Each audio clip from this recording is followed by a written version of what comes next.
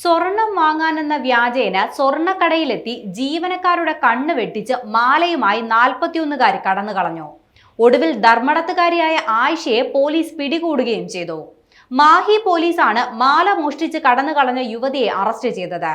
അഴിയൂർ ഹാജിയാർ പള്ളിക്ക് സമീപത്തെ മനാസ് ക്വാർട്ടേഴ്സിൽ താമസിച്ചു വരികയായിരുന്ന ആയിഷ അതിവിദഗ്ധമായാണ് സ്വർണ്ണക്കടയിൽ നിന്നും മാലയുമായി മുങ്ങിയത്.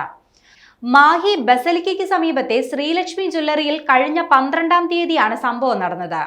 സ്വർണം വാങ്ങാനെന്ന വ്യാജേന ജ്വല്ലറിയിലെത്തിയ യുവതി 3 ഗ്രാം തൂക്കമുള്ള സ്വർണമാല ജീവനക്കാരന്റെ കണ്ണ് വെട്ടിച്ച് കൈവശപ്പെടുത്തി കടന്നു കളയുകയായിരുന്നു. പിന്നാലെ സ്വർണം മോഷണം പോയത് മനസ്സിലാക്കിയ ജീവനക്കാർ CCTV പരിശോധിച്ചപ്പോഴാണ് മോഷണം പുറത്തായത്. ദൃശ്യങ്ങളിൽ ആയിഷ മാലയെടുക്കുന്നത് വ്യക്തമായി കാണാൻ സാധിക്കും.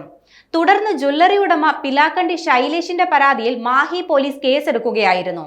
CCTV ദൃശ്യങ്ങൾ പരിശോധിച്ച് പോലീസ് നടത്തിയ അന്വേഷണത്തിലാണ് അഴിയൂരിലെ ക്വാർട്ടേഴ്സിൽ നിന്നും യുവതിയെ പിടികൂടിയത്. എന്നാൽ ഇവരുടെ കയ്യിൽ മോഷ്ടിച്ച സ്വർണമാല ഉണ്ടായിരുന്നില്ല. ഈ മാല മാഹിയിലെ തന്നെ കുഞ്ഞിപ്പള്ളി ജ്വല്ലറിയിൽ വിറ്റുവെന്നാണ് ആയിഷ മൊഴി നൽകിയത്. പിന്നീട് കുഞ്ഞിപ്പള്ളി ജ്വല്ലറിയിലെത്തി ഈ മോഷണ സ്വർണം പോലീസ് കണ്ടെടുക്കുകയും ചെയ്തു. കോടതിയിൽ ഹാജരാക്കിയ പ്രതിയെ 14 ദിവസത്തേക്ക് റിമാൻഡ് ചെയ്തിരിക്കുകയാണ്.